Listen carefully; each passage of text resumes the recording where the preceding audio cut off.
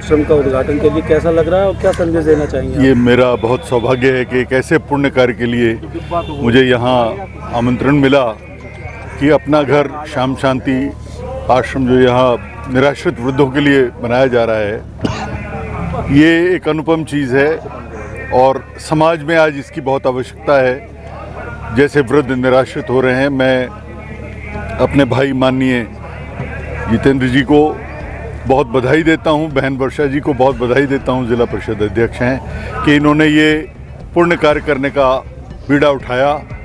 मैं अपने मन की गहराइयों से इन्हें शुभकामनाएं देता हूं और प्रदेश और क्षेत्र की जनता से आह्वान करता हूं कि ऐसे कार्य निरंतर चलते रहें। इसके लिए वो भी सहयोग दें यादव जी को, ताकि समाज सुधार के काम आगे बढ़ें और एक स्वर्णिम समाज हम बना सकें, जिसके लिए शहीद भगत सिंह, चंद्रशेखर आज़ाद और उनके साथियों ने और सब क्रांतिकारी शहीदों ने बलिदान दिए थे, वैसा हिंदुस्तान बनाने के लिए ये बहुत बड़ा कदम है।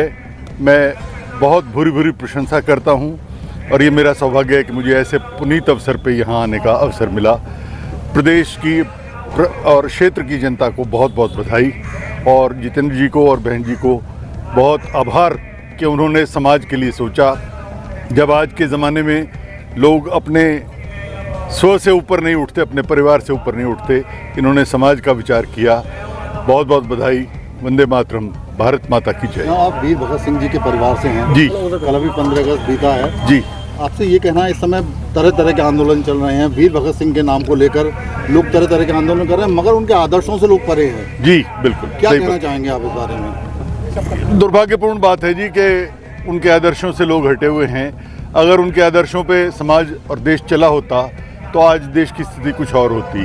मैं कामना करूंगा कि नई पीढ़ी उनकी पुस्तकों को पढ़े, उनके विचारों को जाने और जो निस्वार्थ भाव से उन्होंने बलिदान दिया और जिस तरह निडरता से उन्होंने मौत का सामना किया, उसका अंश मात्र भी नई पीढ़ी में आ जाए तो इस देश का कल्याण हो जाएगा। वो उनके नाम की टी शर्ट्स पहन के देश विरोधी नारे लगा रहे हैं, बहुत दुर्भाग्यपूर्ण है ये। हाँ जी, वो गलत है जी, बिल्कुल बिल्कुल गलत है। भगत सिंह जी ने तो खुद कहा था कि बम और पिस्तौल क्रांति नहीं लाते, विचारों की शान पे क्रांति की तलवार तेज होती है।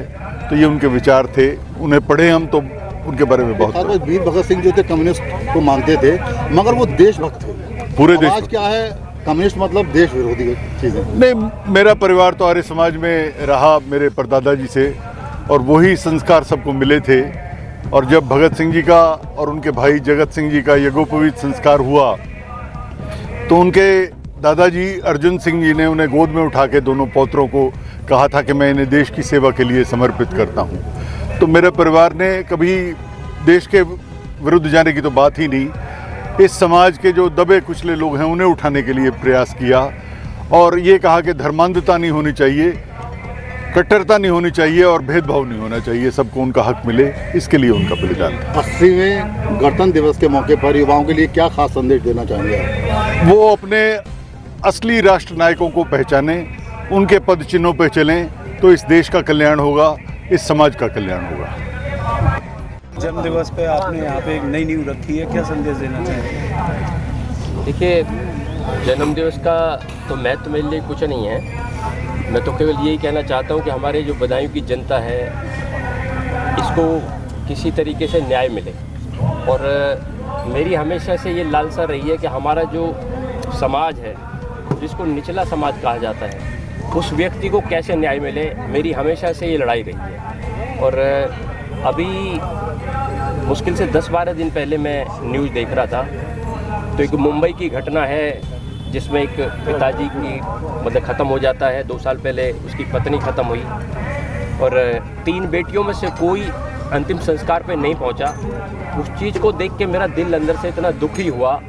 ये ज़मीन तो 4-5 साल पहले ही ले ली गई थी भाई 19 के कहने पे, जो हमारे बगलामुखी के ट्रस्ट के अध्यक्ष हैं भाई 19 जी ने ये सपना दिखाया था कि वृद्धाश्रम भैया बनवाना है, आपको बनवाना है। मैंने कहा मैं कौन होता हूँ बनवाने वाला तो ऊपर वाला है।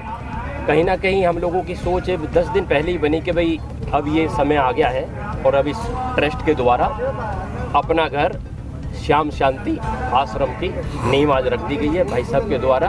भाई साहब सरदार भगत सिंह जी के भतीजे हैं किरणजीत सिंह जी, और पहले भी हमारे बदायूं में आ चुके हैं, एक बार जिला पंचायत पे ध्वजारोहण कर चुके हैं। तो मेरा जब मन ने सोचा कि भाई ऐसे कौन व्यक्ति हो सकते हैं जो पता चले कि अगर हमारे कोई राजनेता होते तो लोग अक्सर कुछ और चर्चा उसकी निकालते, लेकिन मैंने इन सब चर्चाओं को अलग करते हुए भाई साहब के द्वारा ये कार्य करना समझा कि अच्छा है, और कम से कम हमारे जो युवा हैं उनको एक प्रेरणा मिलेगी इस कार्य से।